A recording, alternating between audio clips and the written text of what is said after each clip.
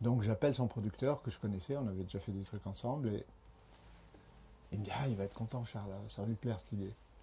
Ah, en plus il me dit il connaît la collection, donc l'idée va lui plaire. Et alors j'ai eu la grande surprise, 3 4 jours après, Aznavour m'appelle, j'aurais jamais osé. Et il me dit ouais j'ai appris que vous faisiez un album sur moi, ça serait bien qu'on se rencontre, qu'on en parle. Ben, je dis ok. Si j'étais un peu intimidé quand même. Hein. Il me dit bon mais je vous invite chez moi, ça tombait bien, j'étais dans le sud. Et lui, il avait une maison, il a toujours une maison dans les Alpilles. Alors, quelques jours après, j'étais chez lui. Mais moi, j'avais déjà commencé à travailler. J'avais fait des crobards, des maquettes. Et je pose tout ça sur la table. Il regarde. Et puis, on va passer sur les détails. Mais il m'a appris plein de choses. Sur des bonhommes que je ne connaissais pas, sur sa vie, sur... Mais il est content du travail que vous avez commencé à faire.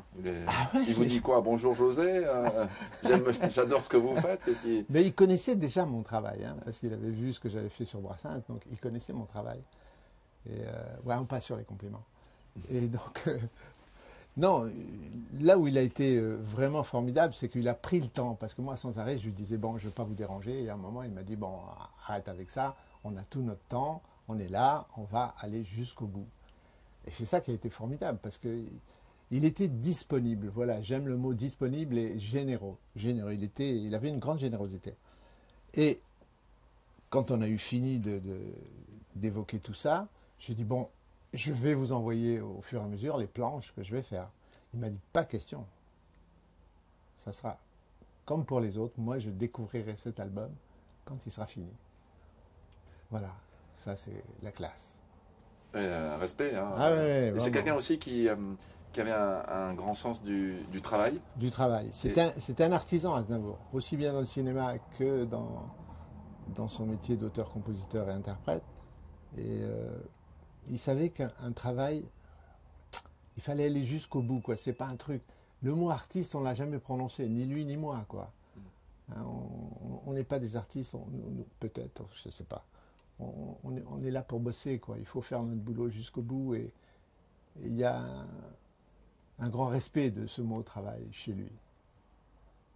Et là, vous m'aviez dit tout à l'heure, hors micro, qu'il y avait une leçon à tirer quand même d'Aznavour, de sa vie, c'est toujours continuer. Toujours. C'est ça, je trouve formidable qu'il soit mort en pensant qu'il avait encore tellement de choses à faire. Il n'avait pas baissé les bras, il n'avait pas pris sa retraite, et je suis sûr que quelques heures ou quelques jours avant sa mort, il avait encore des tas d'idées de chansons, remontées sur scène. J'ai entendu dire qu'il y avait un album qui se préparait. C'est extraordinaire d'être vivant jusqu'au bout. Et alors l'image que vous gardez de cette rencontre, c'est quoi? C'est une cruche d'eau qu'on vous apporte? Ouais, ça c'était touchant. Parce que quand j'étais chez lui, il faisait très chaud. Et il est parti, il est revenu avec une cruche. Et il m'a dit, tu vas boire la meilleure eau du monde, elle vient de ma source. Mais c'est pour c'est pas...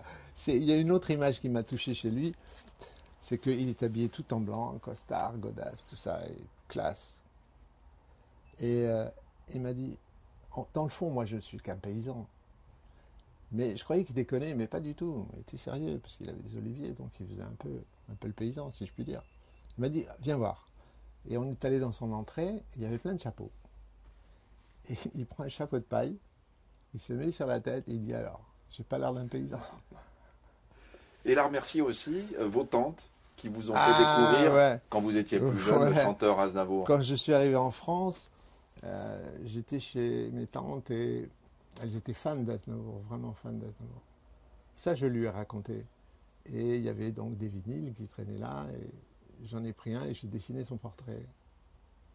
Ah, le premier chanteur que j'ai dessiné dans ma vie, c'était Aznavour. C'est incroyable de me retrouver comme ça, 50 ans plus tard chez lui, à le dessiner en vrai. D'ailleurs, dans le tas, là, il y en a un où il a vraiment posé pour moi avec son chapeau de paille. Et vous lui expliquez que c'est vos tantes? Oui, et alors bien là, sûr. il a remercié. Alors là, il me dit, tu vois, tout ce que j'ai là, je le dois à tes tantes et à toutes les tantes de partout.